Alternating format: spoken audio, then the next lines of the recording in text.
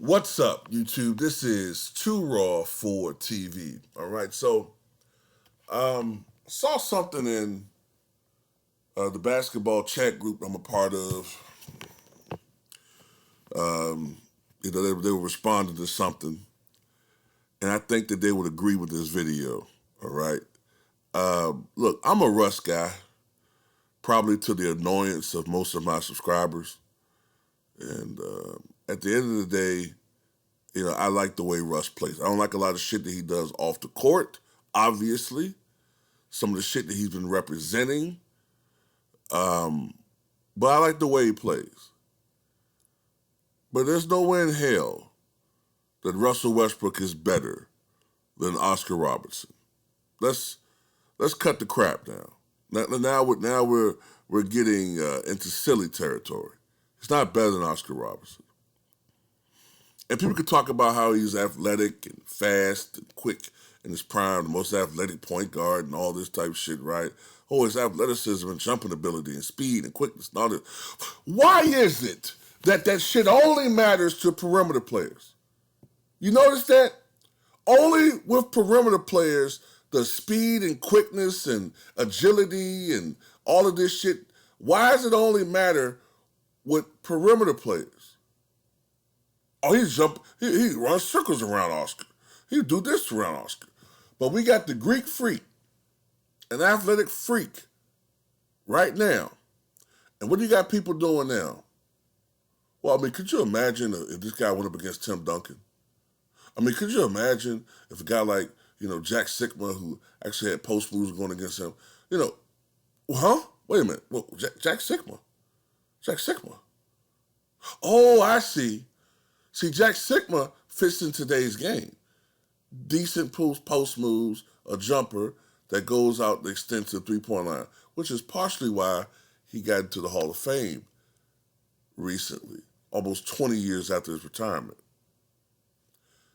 So when it comes to post players, quickness and athleticism and speed, all that don't matter no more.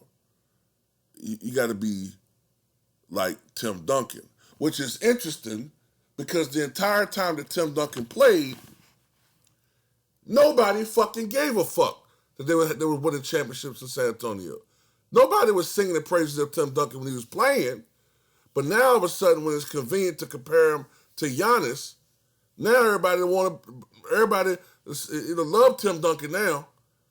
Shit, everybody called Tim Duncan, boring, hard to watch, plotting. Oh, this is so fucking boring. Man, why can't we have an athletic big that can run up and down the court and dunk and exciting and all this? And now you have it and you shit on it. How about you motherfuckers have an underlying hatred toward the big man? That's what it is. You don't respect the big man. You see him as a plotting, ditch-digging shit kicker. Unskilled.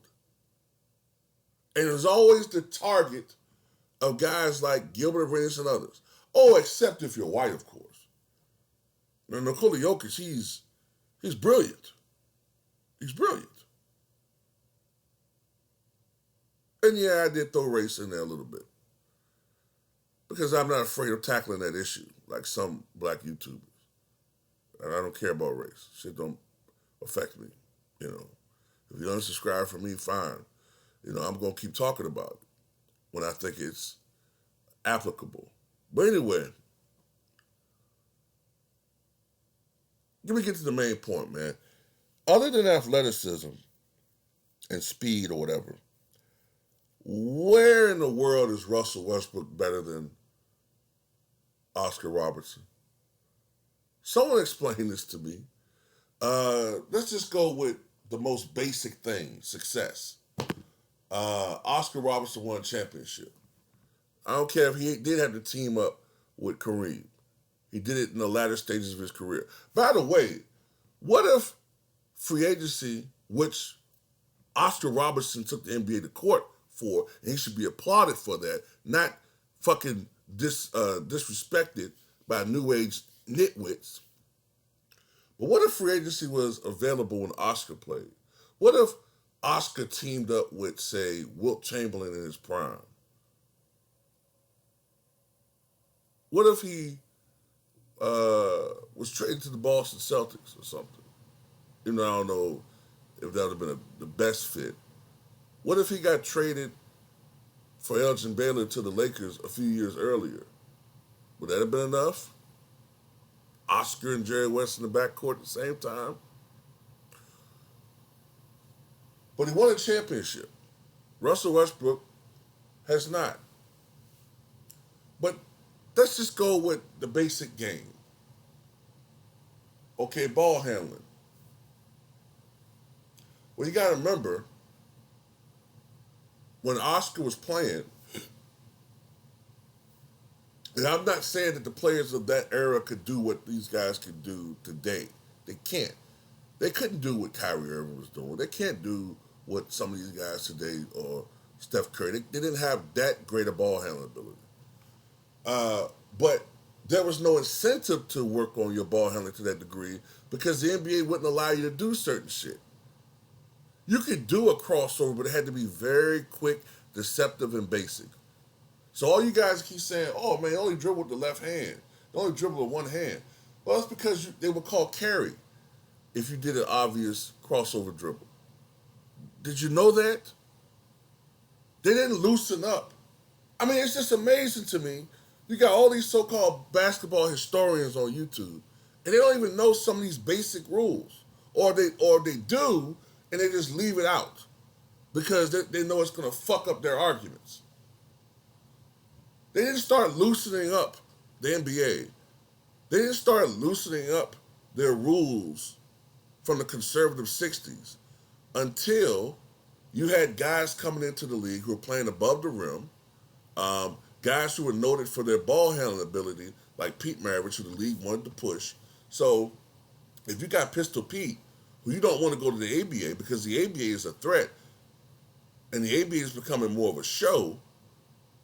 So now the NBA says, fuck it, we're going to have to loosen up some of these rules, man. We're going to have to allow Pete Maravich to do what he can do.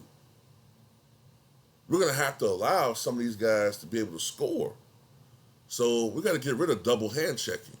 We got to stop calling palming excessively like this, or at least on the stars. We got to open up the game. The game's becoming more athletic, even in the 70s. As I told you, when Bill Russell entered the NBA in 1956, there were only, I would say the league was maybe 5% black. But by 1970, the NBA was 58% black. So when people tell you it's nothing but a bunch of 6'4" white midgets, they don't know what they're talking about. But let's go back to their games. Let's see. Who was the better mid-range shooter? Oscar Robertson. Who had a post game? Oscar Robertson. Who had a fadeaway jumper, reminiscent of Michael Jordan? Oscar Robertson. Who had better court vision? Oscar Robertson. Who was stronger? Oscar Robertson. Who was a better leader? Oscar Robertson. Look, there was no three-point line, but he couldn't be worse than Russ. He couldn't be worse. Who was a better free throw shooter? Oscar Robertson, 84, 85%, was very consistent from the line.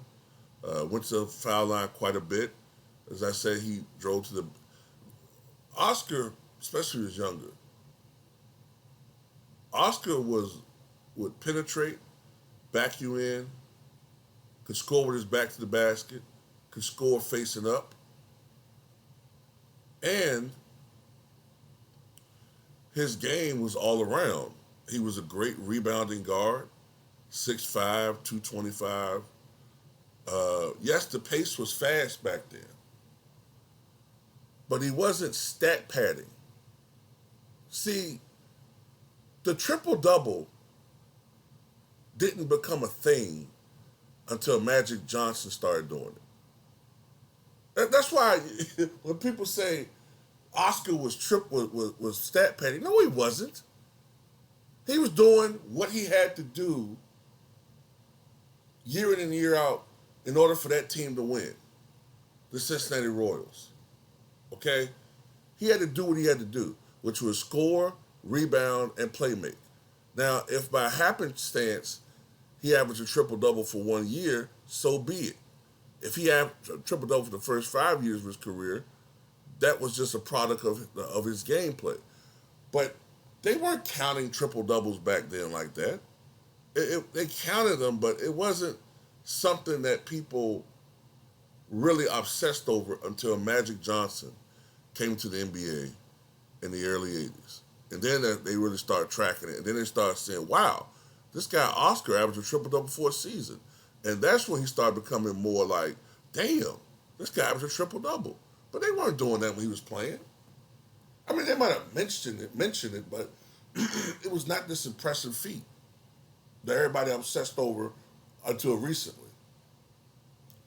And by the way, I've noticed that the last couple of years, the triple double starting to fall off a little bit. It's not as preeminent a goal as it once was. But yeah, defensive end, Oscar wasn't a beast, but he was better than fucking Russell Westbrook. There's really no aspect of Russ' game that's better. Russ is a turnover machine, which I know. I thought he did better last year. Not saying that Robertson didn't have turnovers. I'm pretty sure he did, but that wasn't something that stood out in his game. Yes, you're going to turn the ball over when you're playing at a fast pace, but no. And then not only that, when it comes to passing,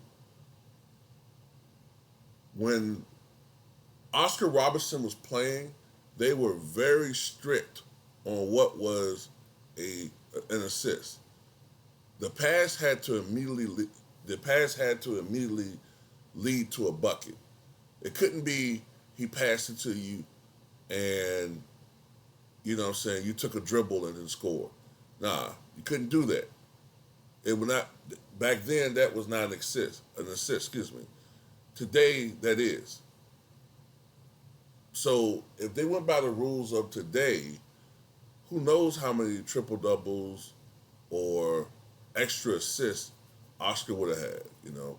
But when you look at the numbers, man, Russ 43% shooting, Oscar 48% shooting, I believe, plus 48.5%, I think.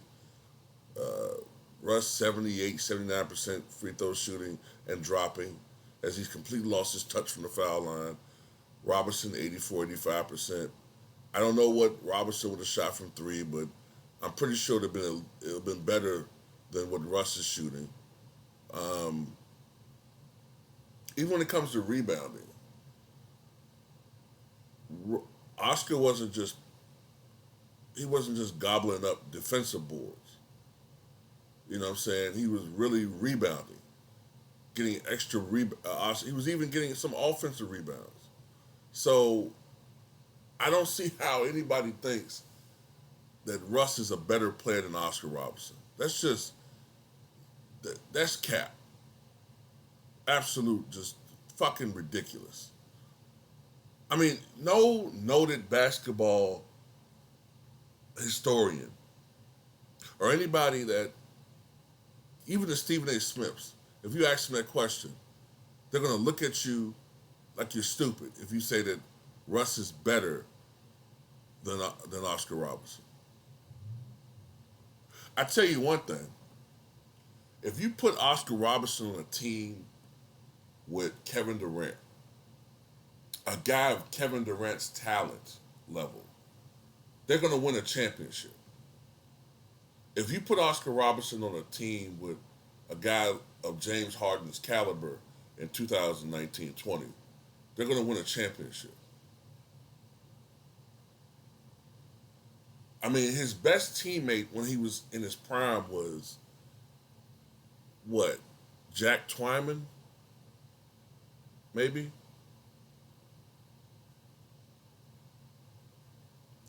So yeah, that's all I got to say about that, man. Tell me what you guys think.